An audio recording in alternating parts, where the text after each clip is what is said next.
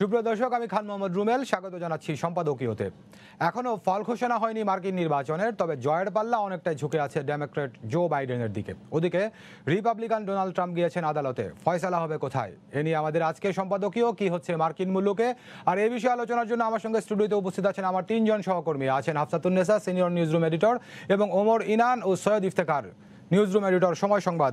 এছাড়া দর্শক জানিয়ে রাখি, আমার সঙ্গে অনলাইনে যুক্ত আছেন মার্কিন যুক্তরাষ্ট্র থেকে আমার আরও দুজন সহকর্মী, হাসানুজ্জামান সাকি, স্পেশাল করেসপন্ডেন্ট সময় সংবাদ, এবং আমার সঙ্গে আছেন লস্কর আল মামুল, তিনি সময় সংবাদের লস অ্যাঞ্জেলস করেসপন্ডেন্ট। দর্শক, আপনারা এই আলোচনায় সরাসরি অংশ নিতে পারবেন, এর জন্য টেলিভিশনের পর্দায় দেওয়া নম্বরে ফোন করতে হবে। এছাড়া ফেসবুকের মাধ্যমে আপনাদের মন্তব্য পাঠাতে পারেন। আলোচনা শুরুর আগে দেখে নেব এখনকার প্রধান শিরোনামগুলো। ক্যাসিনোর নেভাদায় ভাগ্য ঝুলছে ট্রাম্প ও বাইডেনের। বাজিমাতের অপেক্ষায় ডেমোক্রেটরা। কারচুপির অভিযোগে রিপাবলিকানদের 4 রাজ্যে মামলা। নৌবাহিনীর সক্ষমতা বাড়াতে যুক্ত হলো 3টি আধুনিক যুদ্ধ জাহাজ। ভিডিও কনফারেন্সে প্রধানমন্ত্রীর কমিশনিং। আক্রমণ হলে জবাব দিতে প্রস্তুত থাকার আহ্বান। শুরু হলো পদ্মা সেতুর 36তম স্প্যান বসানোর কাজ। শুক্রবারই দৃশ্যমান হবে প্রায় 5.5 কিলোমিটার। ডিসেম্বরেই পুরো সেতু দাঁড়ানোর আশা। রাজধানীতে দুর্গন্ধের সূত্রে মিলল তরুণীর লাশ। হাত পা বেঁধে হত্যার পর তালাবদ্ধ ফ্ল্যাটে ফেলে রাখা হয় 4 থেকে 5 দিন। পলাতক কথিত স্বামী। এবং ছড়িয়ে পড়ছে ইয়াবার চেয়ে 50 গুণ বেশি ক্ষতিকর মাদক আইস। উচ্চবিত্তরাই টার্গেট। নকল প্রসাধনীতে সয়লাভ রাজধানীর চকবাজার। অভিযানেও মিলছে না সুফল।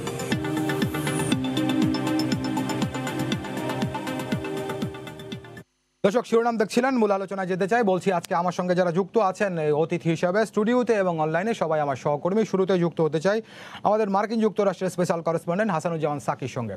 হাসানুজ্জামান সাকি, আপনাকে স্বাগত জানাচ্ছি এই আলোচনায়। আজকে আমরা আলোচনার শিরোনাম করেছি কি হচ্ছে মার্কিন মুলুকে। বলছিলাম আমরা যে জো বাইডেন অনেকটা এগিয়ে আছেন, তার পাল্লাই জয়ের পাল্লা তার দিকে ঝুঁকে আছে। ওদিকে ডোনাল্ড ট্রাম্প গিয়েছেন আদালতে। তো আসলে কি হচ্ছে, সবশেষ কি খবর আছে আপনার কাছে এই নির্বাচনকে কেন্দ্র করে? সাকি। আপনাকে অনেক ধন্যবাদ, এবং আমার অন্য যে আরো 4জন সহকর্মী আছেন সেই 4জন সহকর্মীকেও আমি অভিনন্দন এবং শুভেচ্ছা জানাচ্ছি। এখন যেটি হচ্ছে সেটি হচ্ছে সবচেয়ে বড় কাজ, যেটি হচ্ছে সেটি হচ্ছে যে ভোট গণনা হচ্ছে, এবং সেই ভোট গণনার জন্যই আমরা এখনো অপেক্ষা করছি। ভোট গণনা কখন শেষ হবে, কখন ফলাফল পাবো আমরা। অন্তত পক্ষে 2টি অঙ্গরাজ্যের ফলাফল যদি আমরা পেয়ে যাই, তাহলে আমাদের জন্য খুব দ্রুতই জানা যাবে যে কে হচ্ছেন পরবর্তী প্রেসিডেন্ট। এখন 4টি অঙ্গরাজ্যের ভোট গণনার উপরেই আমাদের নজর। যদিও নর্থ ক্যারোলাইনা আছে, কিন্তু নর্থ ক্যারোলাইনাকে ধরছি না, কারণ ওখানে প্রায় 1.5 লাখেরও ভোটের ব্যবধানে এগিয়ে রয়েছেন ট্রাম্প। আমি ধরে নিলাম নর্থ ক্যারোলাইনা অঙ্গরাজ্যটি রিপাবলিকান ডোনাল্ড ট্রাম্পই পাবেন। কিন্তু অন্য যে 4টি অঙ্গরাজ্য আছে সেটি হচ্ছে অ্যারিজোনা এবং নেভাদা। সেই 2টি অঙ্গরাজ্যেই এগিয়ে আছেন জো বাইডেন। অন্যদিকে জর্জিয়া এবং পেনসিলভেনিয়া, এই 2টি অঙ্গরাজ্যে এগিয়ে আছেন ডোনাল্ড ট্রাম্প। তো এর মধ্যে কিছুক্ষণ আগে জো বাইডেনের যে ক্যাম্পেইন ম্যানেজার, তিনি সাংবাদিকদের সঙ্গে কথা বলেছেন। তিনি যে কথাটি বলেছেন সেটি আসলে খুব সিগনিফিক্যান্ট এখন মনে করছি। এখন যে অবস্থা চলছে এবং নির্বাচনী প্রক্রিয়ার মধ্যে মার্কিন গণমাধ্যম যেভাবে কাভারেজ করেছে, তাতে করে বরাবরই রিপাবলিকান এবং ডোনাল্ড ট্রাম্প তিনি কিন্তু সাংবাদিকদেরকে কিন্তু অঙ্গুলি নির্দেশ করে আসছেন যে সাংবাদিকরা ফেক নিউজ, সবাই ভুয়া সাংবাদিক, গণমাধ্যম ভুয়া, এবং কখনো কখনো তিনি দুর্নীতিবাজ হিসেবেও আখ্যায়িত করেছেন সাংবাদিকদেরকে। সেই ক্ষেত্রে ভোট গণনার ক্ষেত্রে সবচেয়ে যে সিএনএন একটি সতর্কতামূলক ব্যবস্থা নিয়েছে, কারণ সিএনএন কেই বেশি টার্গেট করেছেন ডোনাল্ড ট্রাম্প। এখন যেহেতু জো বাইডেন একটি সুবিধাজনক অবস্থায় রয়েছেন, সেই কারণে আমি মনে করছি সিএনএন একটু রক্ষণশীল ভূমিকা নিচ্ছে। ফক্স নিউজ অলরেডি দেখিয়ে দিয়েছে যে অ্যারিজোনায় পাশ করেছেন জো বাইডেন, কিন্তু এখন পর্যন্ত সিএনএন এর প্রজেকশনে কিন্তু অ্যারিজোনাকে জো বাইডেনের রাজ্য হিসেবে বলা হচ্ছে না। তো আমি যদি ধরে নেই যে অ্যারিজোনা এবং নেভাদা, সেটিতে যদি জো বাইডেন জিতে যান, যেহেতু এগিয়ে আছেন, তাহলে তো স্পষ্টতই তিনি পরবর্তী প্রেসিডেন্ট হচ্ছেন। কিন্তু যে কথাটি আপনাকে রুমেল বলছিলাম, পেনসিলভেনিয়া অঙ্গরাজ্যে 7 লাখের ভোটের ব্যবধানে এগিয়েছিলেন গত একদিন আগে ডোনাল্ড ট্রাম্প। সেই ব্যবধানটি প্রথমে 5 লাখ, তারপরে 2 লাখ, এখন গিয়ে ঠেকেছে 1,36,000 ব্যবধানে পৌঁছেছে। কারণ যে এলাকার ভোটগুলো কাউন্ট হচ্ছে এখন সব এই 4টি অঙ্গরাজ্যেই, সেই এলাকাগুলো হচ্ছে আপনার ব্লু, নীল এলাকা, অর্থাৎ ডেমোক্রেট বাইডেন সমর্থিত এলাকা। অর্থাৎ এই এলাকার যত ভোট আসবে সিংহভাগই বাইডেন পাবেন, সেই সুবিধাটি পাবেন। সেই জায়গা থেকে ক্যাম্পেইন ম্যানেজার ইতিমধ্যে একটি কথা বলে দিয়েছেন যে তাদের কাছে যে তথ্য, আমরা তো জানি যে রাজনৈতিক দলগুলোর সব এজেন্ট থাকে বিভিন্ন জায়গায়, তাদের যে তথ্য তাতে প্রেক্ষাপটে আমরা যদি বলছিলাম যে আদালতে গিয়েছেন ট্রাম্প, তিনি কিন্তু আদালতে যাওয়ার পরের অবস্থাটি কি? আদালতে যাওয়ার পরবর্তী অবস্থাটি কি সেটি হচ্ছে যে আদালত তার এই আবেদনটি, রিপাবলিকানদের সমর্থকদের এই আবেদনটি কিভাবে আমলে নিচ্ছে সেটি একটি বড় ব্যাপার। এই ঘটনাটি যে মানে যুক্তরাষ্ট্রের নানান ধরনের নির্বাচনে যে প্রথমবার ঘটেছে তা তো নয়, এর আগে নানান রকম নির্বাচনেই কিন্তু প্রতিপক্ষ কিন্তু আদালতে যায় স্বাভাবিকভাবে, এবং সচরাচর আমি যেটি দেখেছি যে অনেক সময় সেটি আমলেই নেওয়া হয় না। যেভাবে ট্রেন্ড চলছে, যেভাবে সতর্ক হয়ে ভোটগুলো কাউন্ট হচ্ছে এক একটি কাউন্ট, তাতে করে আমার মনে হচ্ছে না যে স্পষ্ট বিজয় যদি হয় তাহলে আদালত এটি আমলেই নিবে। জি, ধন্যবাদ হাসানুজ্জামান সাকি, আপনি আমাদের সঙ্গে থাকুন, তারপরে আবারও যুক্ত হবো। হাফসা, শুনছিলেন যে হাসানুজ্জামান সাকি কথা বলছিলেন মার্কিন যুক্তরাষ্ট্র থেকে এই নির্বাচনকে কেন্দ্র করে, কিংবা আগে পরে তো বিভিন্ন সময় খবর পাঠান হাসানুজ্জামান সাকি। আমাদের সঙ্গে লস্কর আল মামুন আছেন, আপনারা তাদের সঙ্গে সমন্বয়টি করেন। তো এই নির্বাচনকে কেন্দ্র করে আমরা দেখছি যে গত 2 দিন 3 দিন ধরে, কিংবা তার আগে থেকেও এক ধরনের ছোটাছুটি আপনারা যারা এই কাজ করছেন, তো এই অভিজ্ঞতাটা তো আমাদের সঙ্গে শেয়ার করবেন যে এবারের নির্বাচনটি এখনো পর্যন্ত যেহেতু নির্বাচনী ফলাফল ঘোষণা হয়নি, মোটামুটি প্রক্রিয়াটি চলছে, আপনাদের অভিজ্ঞতা কি? ধন্যবাদ রুমেল আপনাকে। আসলে হাসানুজ্জামান সাকি এবং লস্কর আল মামুন ওনারা তো যুক্তরাষ্ট্র থেকে আমাদের সঙ্গে যোগ দিচ্ছেন, প্রতি নিউজেই যোগ দিচ্ছেন মোটামুটি বলা চলে। আর এখানে থেকে আমরা তাদের সঙ্গে বলা চলে যে যখনই তারা লাইভে আমাদের সঙ্গে যোগ দেবেন তাদের সঙ্গে যোগাযোগ করা, সেটা তো করছি।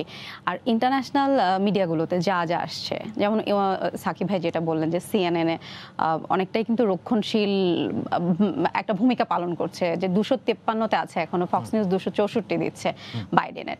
তো এই জিনিসগুলো আমাদেরকে খেয়াল করতে হচ্ছে যে কোথায় কি আসে, এবং আপনার বাইডেন কোথায় প্রচারণা চালিয়েছিলেন, সেখানে ওনার অবস্থান গতবার হিলারি যেখানে জিতেছেন সেখানে বাইডেন কি এবার জিতলেন কিনা, কিংবা রিপাবলিকান এরিয়াতে বাইডেন জিতলেন কিনা, এইসব যে বিশ্লেষণগুলো এগুলো আমাদেরকে আন্তর্জাতিক গণমাধ্যমগুলো দেখে তারপর হচ্ছে গিয়ে আমাদেরকে করতে হচ্ছে, জনগণকে জানাতে হচ্ছে। আন্তর্জাতিক গণমাধ্যম দেখে আপনারা করছিলেন এই নির্বাচনের আগে বা প্রচারণা যখন চলে, কিংবা ভোট গ্রহণ হলো গণনার শুরুর দিকে, মোটামুটি এক ধরনের একটি প্রেডিকশন আন্তর্জাতিক গণমাধ্যম বলেন, কিংবা দেশি গণমাধ্যম বলেন, কিংবা আমাদের নিউজ রুমও বলেন, যে ট্রাম্প এবার আসতে যাচ্ছেন, এরকম একটি ব্যাপার কিন্তু ছিল। তো এখন শেষ পর্যন্ত এসে গতকাল সন্ধ্যার পর থেকে, বিশেষ করে গতকাল মধ্যরাতে, আজকে সকাল থেকে অনেকটা স্পষ্ট হয়ে গেছে। তো এই যে প্রেডিকশন গুলো এরকম উল্টো হয়ে গেল কেন, কি মনে হয় আপনার? আসলে তখন যেটা আমাদের হিসেবে ছিল যে বড় অঙ্গরাজ্য, মানে যেখানে আমাদের হচ্ছে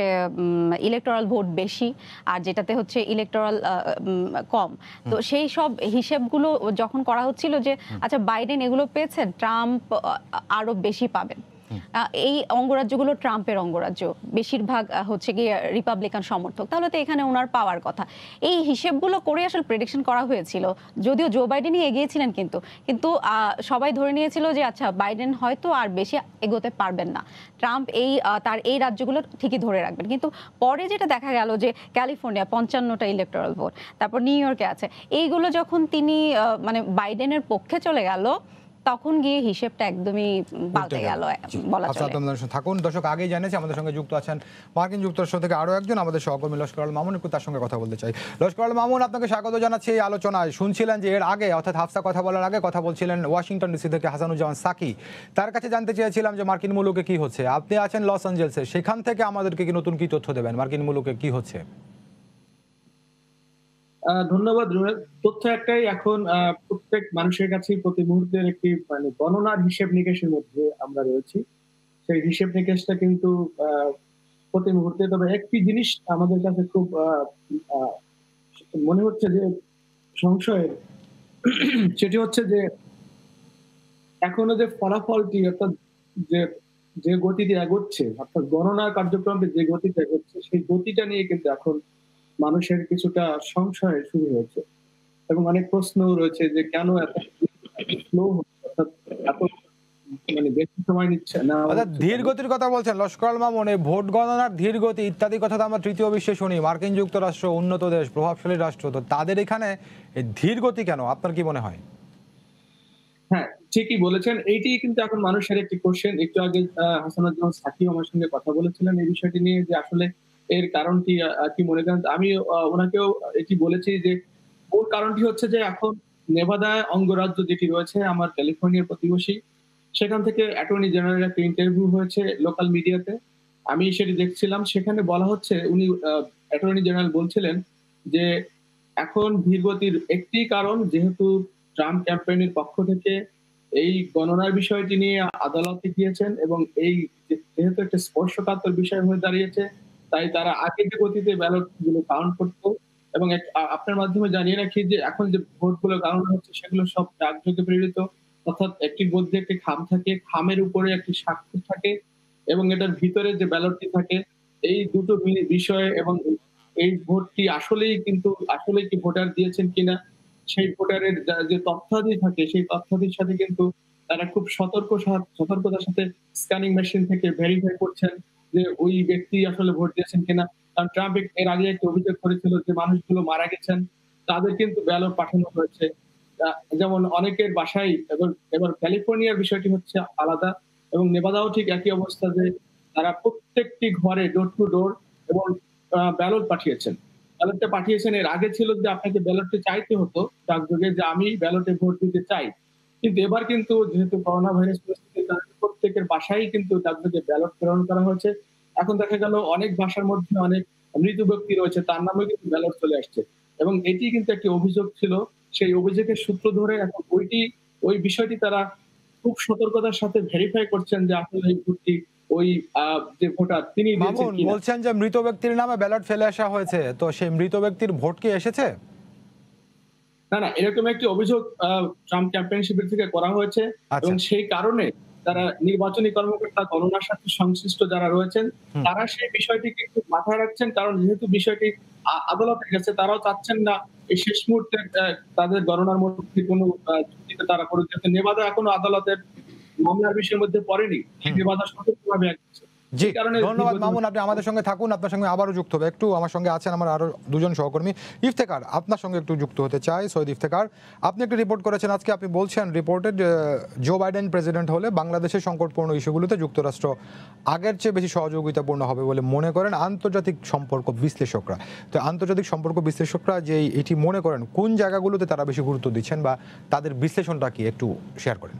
জি, ধন্যবাদ আপনাকে। ব্যাপারটা হচ্ছে যে ডোনাল্ড ট্রাম্প যখন ক্ষমতায় ছিলেন বা এখনও আছেন, যেহেতু যে অবস্থা, সেখানে 4 বছরে তিনি গুরুত্ব দিয়েছেন হচ্ছে অভ্যন্তরীণ ইস্যুগুলোকে। তিনি আসলে চেয়েছেন যে মেক আমেরিকা গ্রেট এগেইন এমন একটা স্লোগানে আসলে এগিয়েছেন।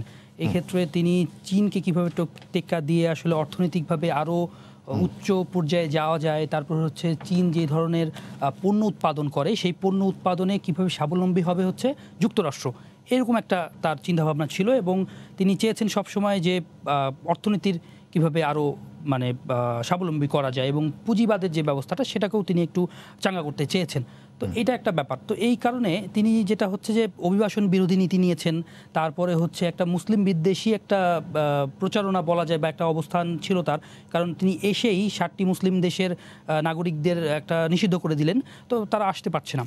তো সেই ক্ষেত্রে মুসলিমদের জন্য তারপরে হোয়াইট সুপ্রিমেসি এস্টাবলিশড এক ধরনের চেষ্টা ছিল। তারপরে হচ্ছে ওনার তো মূল ভোটগুলোই হচ্ছে যে যারা হচ্ছেন শ্বেতাঙ্গ তারা হচ্ছেন তার মূল ভোটার। এবং এখন পর্যন্ত ট্রাম্প দেখা যাচ্ছে যে খুব একটা যে কম ভোট পেয়েছেন তা না, প্রায় আপনার 7 কোটির মতো ভোট কিন্তু তিনি পেয়েছেন। 48% মনে হয়, 48% ভোট পেয়েছেন। তো 49 থেকে একটু বেশি পেয়েছেন জো বাইডেন। তো ভোটের যে ব্যবধান খুব একটা বেশি নেই। তো এখানে তার মূল ভোটার কারা? তারা হচ্ছে যে যারা হচ্ছে শ্বেতাঙ্গ তারাই। হ্যাঁ, কিছু সংখ্যক কৃষ্ণাঙ্গ ভোট তিনি হারিয়েছেন, কারণ হচ্ছে একতরফা নীতির কারণে। আপনি যে প্রশ্নটা করলেন সেক্ষেত্রে হচ্ছে যে অভিবাসন যে বিষয়টা, সেটাকে তিনি একদমই পছন্দ করতেন না। তিনি আশপাশের যে দেশগুলো থেকে অভিবাসন কিভাবে আটকানো যায়, কিভাবে আপনার শরণার্থী, কিভাবে একজন উন্নত জীবনের আশায় যারা আসছে বা যুক্তরাষ্ট্রে কাজ করতে আসতে চাই তাদেরকে কিভাবে আটকে দিয়ে আমাদের বলতে তাদের এলাকার বা তাদের দেশের মানুষের কিভাবে কর্মসংস্থান অবস্থান করা যায় মেক্সিকোর সঙ্গে দেয়াল সেটা তিনি নির্মাণ। করতে চেয়েছেন, কিন্তু আসলে কি 5 কোটি বেকার কিন্তু এখন পর্যন্ত যুক্তরাষ্ট্রে পাওয়া গেছে। আসলে তিনি কতটুকু সফল হয়েছেন এটা প্রশ্ন থেকে যায়। তার থেকেও বড় কথা হচ্ছে যে আপনার যারা যুক্তরাষ্ট্রে এসে থাকতে চায় বা অভিবাসন বা ইরান সরি ইফতেখার, আপনি যদি সফলতার কথা বলছিলেন, এই যে এই সম্প্রতি বছরগুলোতে ডোনাল্ড ট্রাম্পের আগে যারা প্রেসিডেন্ট ছিলেন মার্কিন যুক্তরাষ্ট্রের, অনেক ক্যারিসমাটিক নেতা, এই সেই যদি আপনি বিল ক্লিনটন থেকে শুরু করি, আরও পিছনে যাচ্ছি না, কিন্তু এদের মধ্য থেকে আপনার এই ট্রাম্পের আগে যারা ছিলেন মোটামুটি সবাই কোনো না কোনো যুদ্ধে জড়িয়েছেন। ট্রাম্পের এই 4 বছরে মার্কিন যুক্তরাষ্ট্র কিন্তু কোনো যুদ্ধে জড়ায়নি। অবশ্যই এটাকে কিভাবে বলবেন? এটাকে খুবই ইতিবাচক হিসাবেই দেখতে হবে। আর এই ক্ষেত্রে আরেকটা জিনিস হচ্ছে যে মানে অস্ত্রের যে ব্যবসাটা, সেই ব্যবসাটা কিন্তু যুক্তরাষ্ট্র অনেক বড় একটা বিষয়। এবং যুক্তরাষ্ট্রে কিন্তু ট্রাম্প কিন্তু অস্ত্র আইন কঠোর করেননি। হ্যাঁ, তো অস্ত্র আইন কঠোর করেননি, যারা হচ্ছে মার্কিন নাগরিক তারা কিন্তু অস্ত্র কিনতে পারছেন, কিন্তু সেটা হচ্ছে খুবই মানে অস্ত্রের বাজারকে প্রভাবিত করার জন্য খুব কম সংখ্যক। বাইরে যদি যুদ্ধ হয় বা বাইরে যদি কিছু ঘটে তাহলে কিন্তু অস্ত্রের বাজারটা চাঙ্গা থাকছে। এই ক্ষেত্রেও কিন্তু ট্রাম্পের পরাজয়ের ক্ষেত্রেও কিন্তু আমরা এই বিষয়টাকেও কিন্তু আমরা পরাজয় যদি হয় আর কি, তাহলে আমরা এই বিষয়টা আনতে পারি যে হ্যাঁ, একটা নাখোশ বিষয় থাকতে পারে যে এই বিষয়গুলো আসলে ঘটে আসেনি, ভোটারদেরকে প্রভাবিত করেছে কিনা। জি, ধন্যবাদ ইফতেখার। ইরান, আপনার কাছে কি খবর আছে বলুন। এই নির্বাচনকে কেন্দ্র করে আপনারা, যেটা আমি হাফসাকে জিজ্ঞেস করেছিলাম, এক ধরনের ব্যস্ততা পুরো আমাদের নিউজ রুমে, আমাদের দুজন সহকর্মী যারা মার্কিন যুক্তরাষ্ট্র থেকে খবরাখবর পাঠাচ্ছেন, তো এই নির্বাচনকে কেন্দ্র করে আপনার অভিজ্ঞতা কি?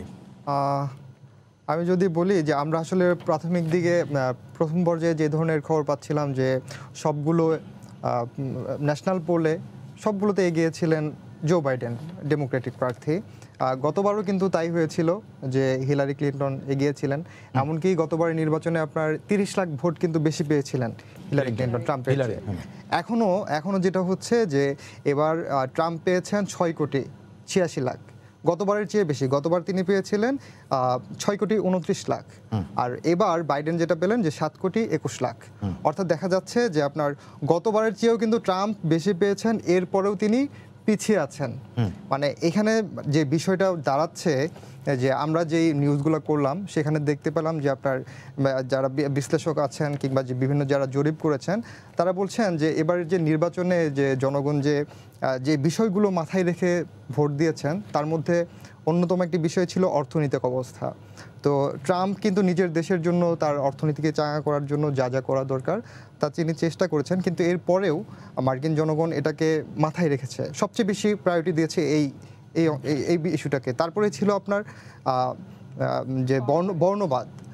আপনি জানেন যে এই বছর কিন্তু বর্ণবাদ বিরোধী ব্যাপক বিক্ষোভ হয়েছে, অতি সম্প্রতিকালে হয়েছে, জর্জ ফ্লয়েড নিয়ে ব্যাপক বিক্ষোভ হয়েছে। তো এটা কিন্তু যে আপনার ট্রাম্পে আমরা জানি শ্বেতাঙ্গ ঘেঁষা, যারা কৃষ্ণাঙ্গ আছে, যে অঙ্গরাজ্যগুলো কৃষ্ণাঙ্গ অধ্যুষিত, সেই অঙ্গরাজ্যগুলোতে কিন্তু ট্রাম্প এবার তেমন ভালো করতে পারেনি। একটা ক্ষোভ, যে তাদের মধ্যে যে ক্ষোভ ছিল, এই ক্ষোভের প্রতি ভালো করতে পারেনি। কিন্তু এবারের যে ধরনের যে গত নির্বাচনে অর্থাৎ ডেমোক্রেট প্রার্থী হিলারি ক্লিন্টন, তিনি যে অঙ্গরাজ্যগুলোতে ভালো করেছেন, এবার জো বাইডেনও সেখানে ভালো করেছেন। কিন্তু আবার এই রিপাবলিকান ডোনাল্ড ট্রাম্প গতবার যে অঙ্গরাজ্যগুলোতে ভালো করেছিলেন, এবার তুলনামূলকভাবে সেগুলোতে ততটা ভালো করতে পারেননি। এটিও কি জো বাইডেনের এগিয়ে যাওয়ার একটি কারণ কিনা? না, এখানে একটা বিষয় আছে। এর আগে হিলারি ক্লিন্টন ছিল, হিলারি ক্লিন্টনকে যত না মানুষ পছন্দ করত, এবার কিন্তু তার চেয়ে বেশি পছন্দ করছে জো বাইডেনকে। এটা একটা বড় বিষয়। আমরা যেটা দেখছি যে বয়স্ক মানুষ বলছিল যে ট্রাম্পের চেয়ে জো বাইডেনের বয়স বেশি, এটা তার পক্ষে ট্রাম্পের ফেভারে যেতে পারে বেশি, কিন্তু না, মানুষজন যেটা দেখা যাচ্ছে যে জো বাইডেনের উপরে আবার গত বছরের যদি তুলনা যান, গত নির্বাচনের তুলনায় যদি যান আপনার, এই হিলারি ক্লিন্টন তো হচ্ছে অনেক বেশি ক্যারিসমাটিক, আগে থেকেই পরিচিত, ফার্স্ট লেডি ছিলেন, আপনার পররাষ্ট্রমন্ত্রী দায়িত্ব পালন করেছেন, বিশ্বজোড়া এক ধরনের পরিচিতি ছিল, একটু যদি বলি যে গ্ল্যামারও ছিল। তো সেই জায়গা থেকে হিলারি ক্লিন্টন থেকে আপনার জো বাইডেনকে কেন ডেমোক্রেটরা আপনি বলছেন যে বেশি পছন্দ করছে? সেটা হচ্ছে অভিজ্ঞতা। জো বাইডেন অনেক অভিজ্ঞ একজন মানুষ, এবং সেটা অবশ্যই হিলারি ক্লিন্টন থেকে বেশি, এবং সেই অভিজ্ঞতাটাকে মার্কিনরা অনেক বেশি প্রাধান্য দিয়েছেন। আপনি যদি দেখেন যে এবার তরুণ ভোটাররাও কিন্তু এগিয়ে এসেছেন, তরুণ ভোটাররাও কিন্তু অনেক বেশি ভোট দিয়েছেন জো বাইডেনকে। তারপর যে বয়স্করা আগে আপনার জো বাইডেন হিলারির উপর ভরসা রাখতে পারেনি, এবার সেই অভিজ্ঞতাটাকে কাজে লাগিয়ে ওই ডেমোক্রেট প্রার্থী জো বাইডেনের উপর ভরসা রাখছে। ধন্যবাদ। আমি আবারও যুক্ত হব একটু হাসানুজ্জামান সাকির সঙ্গে কথা বলতে চাই। হাসানুজ্জামান সাকি, এর আগের আলোচনায় আপনার সঙ্গে যেখানে শেষ করেছিলাম যে আদালতে যাওয়ার প্রসঙ্গটি, আপনি বলছেন যদি এই ফলাফল এখানেই নির্ধারিত হয়ে যায় গণনার পরে, তাহলে হয়তো আদালত বিষয়টা আমলে নেবেন না কিংবা আদালত পর্যন্ত গড়াতে হবে না। তো স্বাভাবিকভাবে একটি কৌতূহল আর কি, যে এই যে এত কিছু হচ্ছে, ভোট গণনা চলছে, সকালে আপনার যেটি রিপোর্ট পাঠিয়েছেন প্রায় একদিন পার হয়ে গেছে বলতে পারি আমরা ভোট গ্রহণের পর, এখনো ফলাফল আসেনি, আদালতে গেল। তো মার্কিন যুক্তরাষ্ট্রের ইলেকশন কমিশন, তাদের কি খবর? তাদের কোনো খবরাখবর আমরা কিন্তু গণমাধ্যমে দেখি না। প্রশ্নটি এ কারণে করেছি, ধরেন আমাদের দেশে যদি নির্বাচন হয়, আমরা দেখি যে প্রতি ঘন্টায় ঘন্টায় ইলেকশন কমিশনের কেউ এসে কথা বলছেন, আপনার গণমাধ্যমে তাদের সবশেষ খবর দিচ্ছেন। আমরা গণমাধ্যম কর্মীরা সবাই ইলেকশন কমিশনের সামনে জমায়েত হয়ে থাকি, শেষ খবরটি জানার জন্য ওখান থেকেই চেষ্টা করি। কিন্তু এই নির্বাচনটিতে এরকম কিছু আমরা এখনো পর্যন্ত আপনাদের পাঠানো রিপোর্ট কিংবা অন্যান্য গণমাধ্যমও কোথাও দেখিনি। এই জায়গায় আপনার অভিজ্ঞতা একটু শেয়ার করবেন আমাদের সঙ্গে। জি, অনেক ধন্যবাদ আপনাকে রুমেল, আপনি খুব সুন্দর প্রশ্ন করেছেন। আসলে প্রত্যেকটা দেশের রাষ্ট্র সরকার ব্যবস্থা, সেই দেশের সংস্কৃতি, সামাজিক অবস্থা সবকিছুর উপরেই তো নির্ভর করে অনেক কিছু। তো এখানকার যে রাষ্ট্রীয় যে ব্যবস্থা এবং গণতান্ত্রিক যে ব্যবস্থা, সেই ব্যবস্থার মধ্যে প্রত্যেকটা অঙ্গরাজ্য কিন্তু স্বতন্ত্র, এবং প্রত্যেকটি অঙ্গরাজ্যের যিনি গভর্নর, তার নিয়ন্ত্রণেই সবকিছু হয়। পাশাপাশি ওই অঙ্গরাজ্যের যে শহর আছে, সেই শহরের আবার মেয়র রয়েছেন, সেই মেয়রের আন্ডারে, মেয়রের নিয়ন্ত্রণে সেই শহরের সবকিছু নির্ধারিত হয়ে থাকে। তো এই জন্যই ইলেকশন কমিশন যে আছে, বোর্ড আছে, তাদেরকে আপনি দেখছেন না, কারণ সেই অঙ্গরাজ্যের গুরুত্বপূর্ণ ব্যক্তি হচ্ছেন গভর্নর, সেই অঙ্গরাজ্যের গুরুত্বপূর্ণ ব্যক্তি হচ্ছেন সেক্রেটারি অফ স্টেট। অর্থাৎ যে সেক্রেটারি অফ স্টেট একটি পুরো যুক্তরাষ্ট্রের জন্য আছে, অর্থাৎ যেটিকে আমরা বাংলাদেশিদের মধ্যে বলি পররাষ্ট্রমন্ত্রী এই অর্থে। তো প্রত্যেকটা অঙ্গরাজ্যেরও কিন্তু একজন সেক্রেটারি অফ স্টেট আছে। তো সেই সেক্রেটারি স্টেট কিন্তু বক্তব্য দিচ্ছেন। আপনি দেখবেন যে যেসব অঙ্গরাজ্যে দোদুল্যমান এবং ভোট নিয়ে এখন টানাপোড়েন চলছে, তারা কিন্তু কখনো গভর্নর, কখনো কিন্তু সেক্রেটারি স্টেট এসে কিন্তু সেখানে কথা বলছেন। তো এই জায়গায় হচ্ছে যে স্থানীয়ভাবে যে প্রশাসন, তারা গুরুত্বপূর্ণ যুক্তরাষ্ট্রের নির্বাচনে।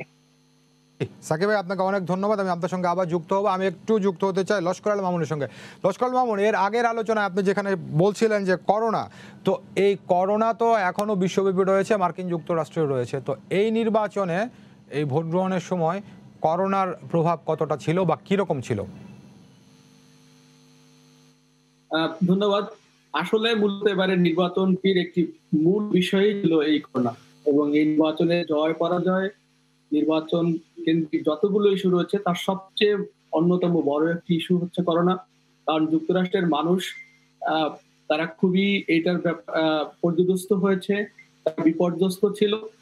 সেই করোনাকালীন সময়ে যে দেশটিতে প্রায় 92-93 লাখের মতো আক্রান্ত হয়েছে এবং 2,35,000-এর মতো মানুষ মারা গেছে, সেই দেশটিতে যখন নির্বাচন হচ্ছে, সেই সময় সেই করোনাকে নিয়ে যে একটা অবহেলা, তাচ্ছিল্য এবং ব্যঙ্গ বিদ্রুপ হয়েছে প্রচন্ড পরিমাণে, সেটি কিন্তু ভোটারদের মনে দাগ কেটেছে। কারণ আপনি যদি হিসেব নেন যে 235 লক্ষ যে মানুষ মারা গেল, তাদের পরিবার, তাদের আত্মীয় স্বজন মিলে সবাই কিন্তু একটি শোকাবহ অবস্থার মধ্যে, সেই শোকাবহ রাষ্ট্রের মধ্যে যখন নির্বাচনটি হয় আর একটি অজানা আতঙ্কের মধ্যে যখন নির্বাচনটি হচ্ছে, সেই সময় বা প্রেসিডেন্ট ডোনাল্ড ট্রাম্প এই বিষয়কে যে হাস্যরস করেছেন, সেটি কিন্তু মানুষের মধ্যে দাগ কেটেছে।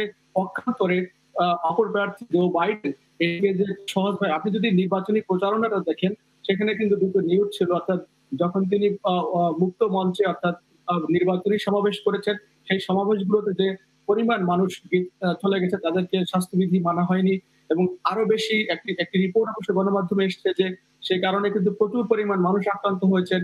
অর্থাৎ করোনাকে যে উনি মোকাবেলা করতে পারেননি এবং এই মৃত্যুর যে দায় উনি নিচ্ছেন তো নাই, উল্টো তারপরও কিন্তু সেটি স্বীকার করেননি যে হ্যাঁ, এটি আমার ব্যর্থতা ছিল বা আমি পারিনি বা আমি চেষ্টা করেছি। তারপরে দেখেন যে শীর্ষ সংক্রমণ ব্যাধি বিশেষজ্ঞ অ্যান্থনি ফাউসি, অর্থাৎ স্বাস্থ্য বিশেষজ্ঞদের কথাও কিন্তু তিনি মানেননি, তিনি বিজ্ঞানকে স্বীকার করছেন না।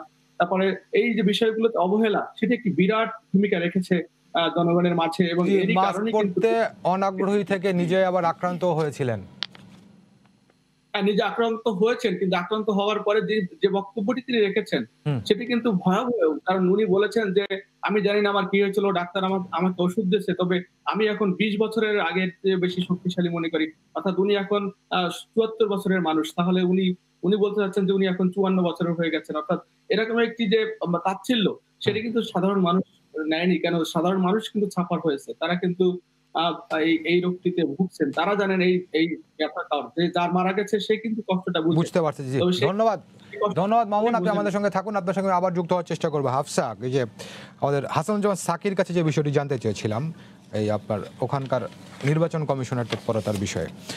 আপনি ধরেন এবার এই মার্কিন যুক্তরাষ্ট্রে এই নির্বাচনটি কাভার করছেন নিউজ রুমে থেকে। এর আগে গত 2016-তে করেছেন, এর আগেও করেছেন।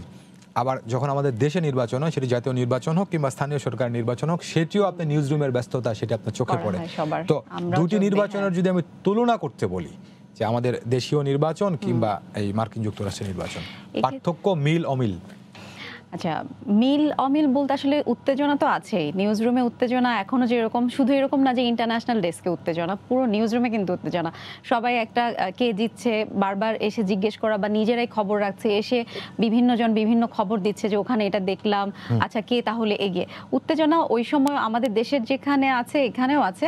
আর বিষয় যেটা হচ্ছে যে আমাদের এখানে যেটা হয়, আমাদের দেশে যখন নির্বাচন হয় সেই সময়টাতে দেখা যায় যে নির্বাচন কমিশনের যে তৎপরতা বা আইন শৃঙ্খলা বাহিনীর যে তৎপরতা, মানে সবসময় কোনো না কোনো একটা ওখানে এটা হচ্ছে নির্বাচন কমিশন একটা ব্রিফিং করলো এরকম, কিন্তু ওদের ওখানে এটা দেখতে পাই না। ওদের ওখানে সেই যে ভোট দিল, সারাদিন ধরে ভোট দিল, ভোট শেষ হলো, এরপর ভোট গণনার নিউজ আমরা পাচ্ছি।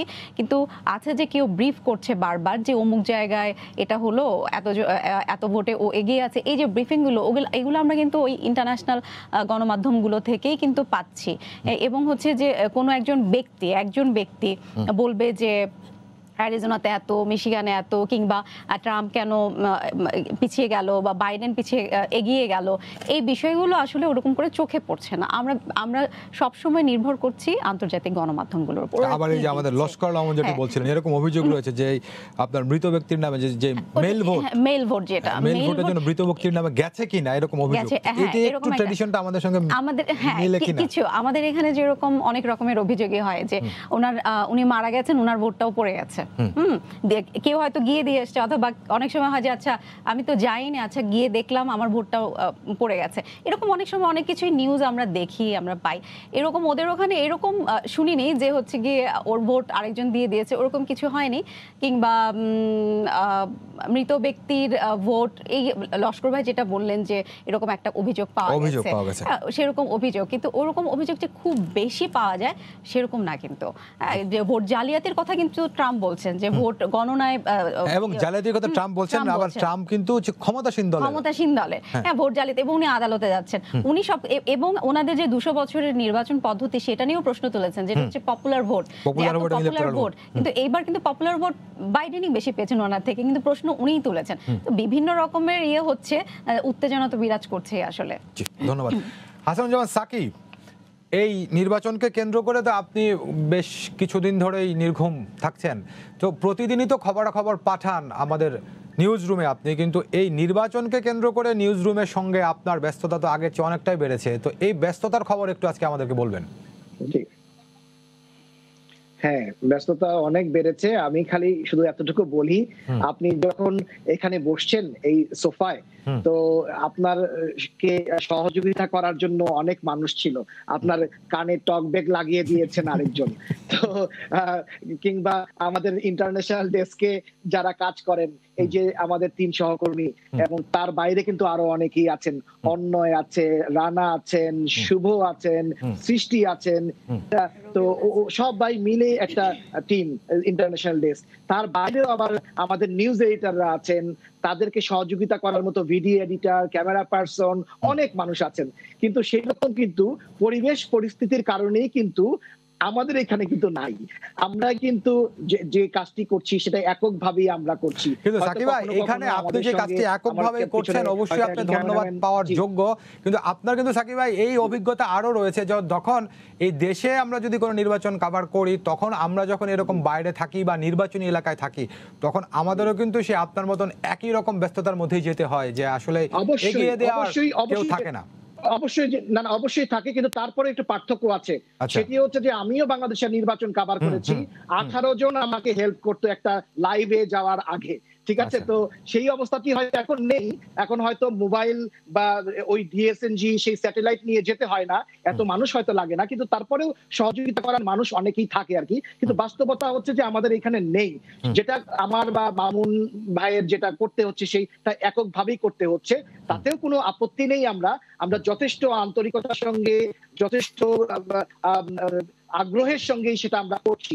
আমি এই প্রসঙ্গে বলতে চাই যে আমরা যতই পরিশ্রম করি, নির্ঘুম কাটাচ্ছি। যেমন আমি মাত্র 1 ঘন্টা ঘুমিয়েছি আজকে, গতকালকেও 1 ঘন্টা ঘুমিয়েছি। তো এই যে বিষয়গুলো, এগুলো তো আর মানে সময় সংবাদের দর্শক যারা দেখছেন তারা বুঝতে পারবেন না যে আমরা কিভাবে কাজ করছি। মামুন ভাইকে আমি তুলেছি, ঘুম থেকে তুলে 20 মিনিটের মধ্যে উনি ক্যামেরার সামনে চলে আসছেন, এবং উনি যখন প্রথমে কথা বলছিলেন উনার চোখের মধ্যে কিন্তু একটা ঘুম ভাব ছিল। তো তারপরেও আমি বলবো যে ইন্টারন্যাশনাল ডেস্ক, সময় সংবাদের যে ইন্টারন্যাশনাল ডেস্ক এবং আমাদের নিউজ এডিটররা প্রতি মুহূর্তে যেভাবে আমাদেরকে সহযোগিতা করেছেন, এবং তাদের উপরে যারা ঊর্ধ্বতন কর্তৃপক্ষ আছেন তারা যেভাবে আমাদের খবর নিয়েছেন, এইটার কারণে কিন্তু আমরা বলবো যে আমরা সর্বোচ্চটুকু দিতে পেরেছি। এজন্য আমি এককভাবে হলেও আমি এই জায়গা থেকে সবাইকে ধন্যবাদ দিতে চাই এবং কৃতজ্ঞতা জানাতে চাই। জি, ধন্যবাদ হাসানুজ্জামান সাকি। লস্কর আল মামুন, আপনার অভিজ্ঞতা শুনছিলাম যে নির্বাচনকে কেন্দ্র করে নিউজ রুমের সঙ্গে সেই সুদূর মার্কিন মুলুক থেকে যোগাযোগ, খবর পাঠানো, সবশেষ তথ্যটি দেয়া, এখান থেকে আবার নিউজ পাঠানোর তাগাদা রয়েছে, তো সবকিছু মিলে আপনার অভিজ্ঞতা কেমন? অভিজ্ঞতা হাসানুজ্জামান সাকি পুরোটাই অনেকটা বলে ফেলেছেন। তারপর আমি যেটি বলছি সেটি আমি এর আগে একটু যোগ করতে চাই যে হাফসা আপা যেটি বললেন যে মৃত ব্যক্তি, আমি আসলে বলেছি আমি বলেছি যে এবছর ক্যালিফোর্নিয়া সহ বিভিন্ন অঙ্গরাজ্যে প্রত্যেকের বাসায় ডাকযোগে ব্যালট পাঠানো হয়েছে। কিন্তু এর আগের যে পদ্ধতিটি ছিল সেই পদ্ধতি হয়েছে যে আপনাকে আবেদন করতে হবে যে আপনি ডাকযোগে ভোট দিতে চান। শুধু যে আবেদন করবে তাদের বাসায় ব্যালটটা দেওয়া হতো। কিন্তু এবছর করোনার জন্য গণহারে, অর্থাৎ প্রত্যেকের বাসায় যত ভোটার আছে সব ভোটারেরই ব্যালট দেওয়া হয়েছে, এবং আপনি সেটি ডাকযোগে দিতে পারেন। যদি না দেন আপনি কেন্দ্রে গিয়ে দিতে পারবেন, কিন্তু আপনার বাসায় পাঠানো হয়েছে। এর আগে এই পদ্ধতিটি ছিল না। এর আগের পদ্ধতিটি ছিল হচ্ছে যে আবেদন করবেন তাকেই দেওয়া হবে। তো প্রসঙ্গটি হচ্ছে যে এখানে যেমন অভিযোগ উঠছে এটি যে যারা মারা গেছেন তাদের নামেও ব্যালট আসছে। এখন সেই ব্যালটটি কেউ স্বাক্ষর করে জমা দিয়েছেন কিনা, ড্রপ করেছেন কিনা, না, এই মামুন ভাই, স্বাক্ষর করে জমা দিয়েছেন কিনা সেটি ভিন্ন প্রশ্ন, কিন্তু আমার প্রশ্নটি হচ্ছে, ধরেন যে ব্যক্তিটি মারা গেছেন, তো তার কি সেটি হালনাগাদ হয়নি, কিংবা ডেথ সার্টিফিকেট তো এসেছে, তো সেটি এই আপনার নির্বাচন কমিশন বা যারা হচ্ছে ওখানকার আপনার কি বলে ভোটার এই ব্যালট পেপার পাঠায় তাদের কাছে যায়নি? এরকম মৃত ব্যক্তির নামে ব্যালট পেপার যাওয়ার কোনো সুযোগ রয়েছে কিনা? জি, আমি যেটি বলছি এরকম অভিজ্ঞতা আমি পেয়েছি। কয়েকটি বাংলাদেশীদের বাসায় এরকম এসছে। সেই সূত্র ধরেই আমি বলছি। তবে আমি যেটি বলতে চাচ্ছি যে এখানে স্বাভাবিকভাবে মৃত্যু এবং অস্বাভাবিকভাবে মৃত্যু, যদি অস্বাভাবিকভাবে কোনো মৃত্যু হয় সেক্ষেত্রে একটি ডেথ সার্টিফিকেট প্রয়োজন হয়, এবং সেটি তখন হালনাগাদ হয়। তাছাড়া স্বাভাবিকভাবে যে মানুষগুলো মারা যায় বার্ধক্যজনিত কারণে বা বয়স্ক হয়ে গেছে, এভাবে যদি কোনো মৃত্যু হয় সেক্ষেত্রে কিন্তু তাদেরকে ডেথ সার্টিফিকেট দেওয়া হয় না। যদি ডেথ সার্টিফিকেটটা অথবা কজ অফ ডেথটা না দেওয়া হয়, সেটি কিন্তু এখানকার সিটিজেন রেকর্ড অফিস রয়েছে, সেই রেকর্ড অফিসে কিন্তু কোনো রেকর্ড থাকে না, তথ্য থাকে না। অথবা অতি সম্প্রতি যদি কেউ মারা গিয়ে থাকেন সেই তথ্যটি কিন্তু হালনাগাদ এইভাবে হয়নি। এই পদ্ধতিটির কারণে, অর্থাৎ এরকম কয়েকটি বাংলাদেশী পরিবারের বাসায় তাদের যার স্বজনরা মারা গিয়েছেন, তাদের বাবা অথবা তাদের তারা মারা গিয়েছেন, তাদের নামে কিন্তু ব্যালট চলে আসছে। তারা বলেছেন ভাই কি করব, এখন আমরা বাইডেনকে একটা ভোট দিয়ে দিই। এরকম বাংলাদেশীদের মধ্যে একটা প্রবণতা আমি দেখেছি, তারা এই বিষয়টি করেছেন, কিন্তু দিয়েছেন কিনা বা কিছু হয়েছে কিনা সেই বিষয়টি ওখানকার অ্যাটর্নি জেনারেল বলছিলেন যে এরকম একটি বিষয় সেনসিটিভ তাদের মাথায় রয়েছে। অর্থাৎ যেহেতু নির্বাচনের গণনা নিয়ে আদালতে চলে গেছে, এই কারণে অন্যান্য অঙ্গরাজ্যগুলোর যারা ভোট গণনা করছেন তারা খুব সতর্কভাবে এগুচ্ছেন। আপনার মাধ্যমে জানিয়ে রাখি, আমি সাকিবের সঙ্গে বলেছি যে এর আগে ডাকযোগে যে একটি ব্যালট, সেই ব্যালটটি গণনা করতে, একটি ব্যালট গণনা করতে 45 সেকেন্ড অথবা কোনো ক্ষেত্রে 1 মিনিট লেগে যাচ্ছে। তাহলে আপনাকে যদি আমি বলি যে এখন আটলান্টা, জর্জিয়া এখন 61,000 ভোট গণতে হবে, এখনো ব্যালট বাকি রয়েছে গণনা। তাহলে সেই 61,366 যদি টাইমস আপনি 45 মিনিটস দেন, কত সময় লাগবে? কিন্তু সেই জায়গা থেকেও তারা আরো ধীরগতি করছেন, কারণ এই বিষয়টি এখন আদালতে গিয়েছেন। অর্থাৎ কোনো গণনা কর্মকর্তা চাচ্ছেন না যে তার একটি ছোট ভুলের কারণে তিনি ফেঁসে যান অথবা পুরো কোনো প্রার্থী ক্ষতিগ্রস্ত হন। জি, ধন্যবাদ লস্কর মামুন আপনাকে। সৈয়দ ইফতেখার, এর আগের আলোচনায় আপনার সঙ্গে যে আমরা অভিবাসন নিয়ে কথা বলছিলাম, ট্রাম্প বা রিপাবলিকানরা একটু অভিবাসন বিরোধী, ডেমোক্রেটরা হয়তো এক্ষেত্রে একটু লিবারেল, এরকমটাই তো প্রচলিত ধারণা বা আমরা সবসময় বলে আসছি।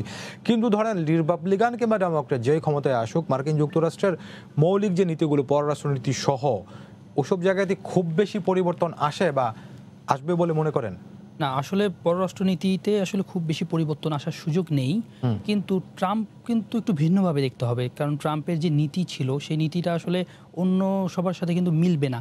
এর আগেও যারা রিপাবলিকান প্রেসিডেন্ট ছিলেন তাদের সাথেও কিন্তু ট্রাম্পের যে আপনার মানে বিষয়টা যে মিলবে পুরোটা তা না, কারণ ট্রাম্প সিদ্ধান্ত নিতেন হচ্ছে তিনি যেটাকে মনে করছেন, কারণ তিনি কিন্তু অনেকবার উপদেষ্টা বহিষ্কার করেছেন, তিনি কিন্তু যে প্রধান স্বাস্থ্য কর্মকর্তা তাকে উপেক্ষা করছেন। হ্যাঁ, তো এগুলো কিন্তু আসলে ট্রাম্পেরই নিয়োগ ছিল বা এই ছিল, তো এই বিষয়গুলো অনেক দ্বিমত হয়েছে এবং আমরা প্রথমে দেখি যে তিনি কিন্তু পররাষ্ট্রমন্ত্রীও বাদ দিয়ে দিয়েছেন। ঠিক আছে, এভাবে করে কিন্তু মাইক পম্পেও কিন্তু তার সাথে কাজ করছেন খুব বেশি সময় না, 2 বছর হবে এরকম।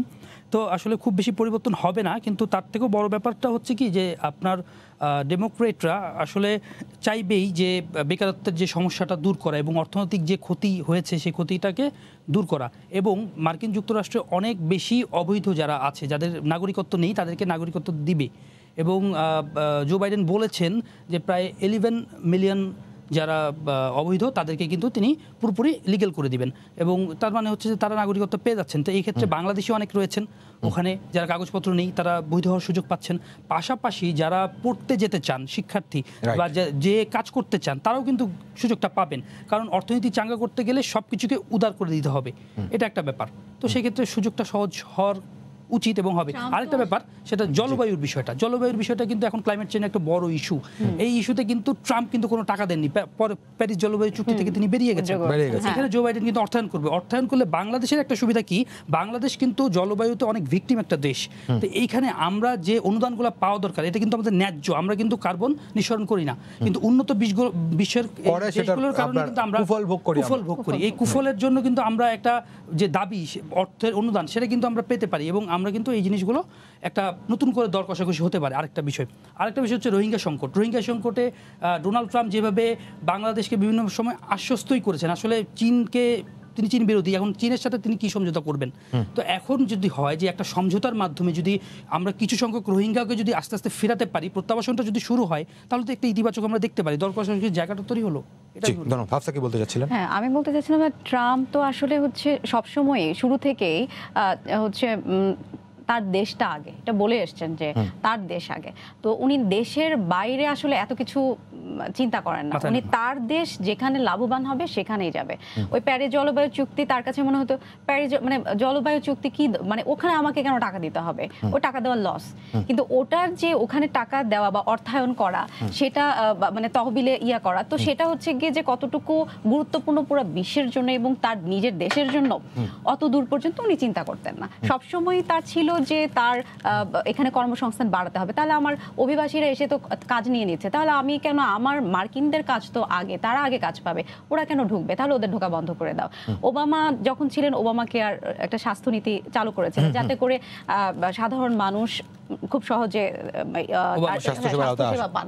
তো সেই ক্ষেত্রে হচ্ছে উনি এসে এটা কোনো স্বাস্থ্যনীতি, এটা বাতিল করে দাও। তো আগের যে প্রেসিডেন্টরা ছিলেন তারা কিন্তু অনেক কিছু চিন্তা করে এক একটা নীতি তৈরি করেছেন, আর ট্রাম্প এসে সেগুলোকে অনেকটা ভাঙার চেষ্টা করেছেন, তার নিজস্ব নীতি তৈরি করতে চেয়েছেন যে না, আমার নীতি, আমার যেটা মনে হচ্ছে যে এটা দরকার নেই, আমার কাছে এটাই মনে হচ্ছে ভালো। এটাকে কিভাবে বলবেন, এটা কি ট্রাম্পের দেশাত্মবোধ নাকি অদূরদর্শিতা?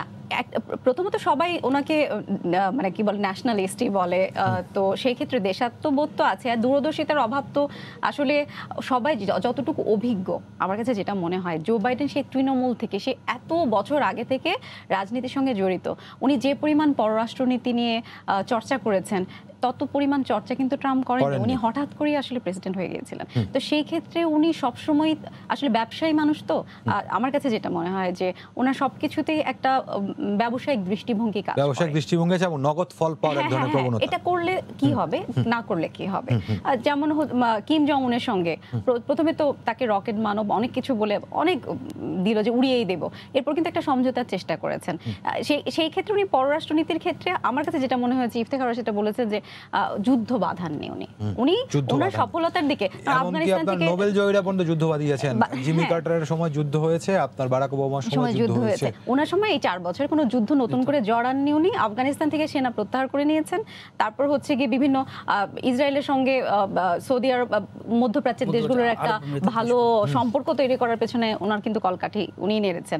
তারপর হচ্ছে বিভিন্ন ইন্ডিয়ার সঙ্গেও কিন্তু বেশ মোদিকে নিয়ে একটা কথা বলেছিলেন, কিন্তু আবার কিন্তু সম্পর্ক ভালোর দিকে হয়ে গিয়েছে। মানে পররাষ্ট্রনীতিতে আমার মনে হয় উনি একটু চেষ্টা করেছেন যে আচ্ছা ঠিক আছে, ওদের এত কিছুতে আমার নাক গলানোর দরকার নেই, যুদ্ধ বাঁধানোর দরকার নেই, আগে আমি আমার দেশটা হচ্ছে গিয়ে কিভাবে আমার জনগণ কিভাবে প্রথমে চাকরি পাবে, কিভাবে তাদের কর্মসংস্থান হবে, এই সব কিছু নিয়ে মনে হয় চিন্তাটা বেশি করেছেন। মানে নেগেটিভ অনেক কিছুই উনি গত 4 বছরে অনেক কিছু, কৃষ্ণাঙ্গদের উপর নির্যাতন, তো করোনা, তারপর হচ্ছে যে অ্যামিকনিকে লাস্ট যেটা ইয়ে হলো যে সুপ্রিম কোর্টে ওনাকে বিচারপতি নিয়োগ দেওয়া, সবকিছু নিয়ে ওনার কিন্তু সমালোচনার কোনো শেষ নেই গত 4 বছর। কিন্তু আবার এগুলো আছে যে কারণে হয়তো অনেকেই তাকে ভোট দিয়েছেন, মানে রিপাবলিকানরা তো দেবেনি, অনেকে হয়তো বা মানে 48% ভোট কিন্তু একেবারে কম ভোট না, ব্যবধানটা কিন্তু খুব বেশি না। উনি যদি জেতেন, জো বাইডেন জিতলেও খুব বেশি ব্যবধানে জিতবেন না। ট্রাম্প এবং বাইডেনের ব্যবধানটা খুব কম হবে, যেটা ওই যে এর আগে একবার আলগোরের প্রেসিডেন্ট 2000 সালে যখন উনি নির্বাচন করলেন, খুবই কম ব্যবধানে আলগোর আর হচ্ছে আপনার জর্জ ডব্লিউ বুশ, তারা দুজন ছিলেন। জি, আপনাদের তিনজনকে অনেক ধন্যবাদ। এছাড়া আমাদের সঙ্গে যুক্ত ছিলেন আমার দুজন সহকর্মী, মার্কিন যুক্তরাষ্ট্রের ওয়াশিংটন ডিসি থেকে হাসানুজ্জামান সাকি, এবং আমার সঙ্গে এছাড়াও ছিলেন লস্কর আল মামুন। আপনাদের দুজনকে অনেক ধন্যবাদ। এছাড়া এখানে ঢাকা স্টুডিওতে আমার সঙ্গে ছিলেন সৈয়দ ইফতেখার, ওমর ইনান এবং হাফসাতুন্নেসা। আপনাদের তিনজনকে অনেক ধন্যবাদ। দর্শক, সবাইকে ধন্যবাদ জানিয়ে শেষ করছি আজকে সম্পাদকীয়। আগামীকাল আবারও দেখা হবে রাত 10টায়। দেখার আমন্ত্রণ রইল। শুভরাত্রি।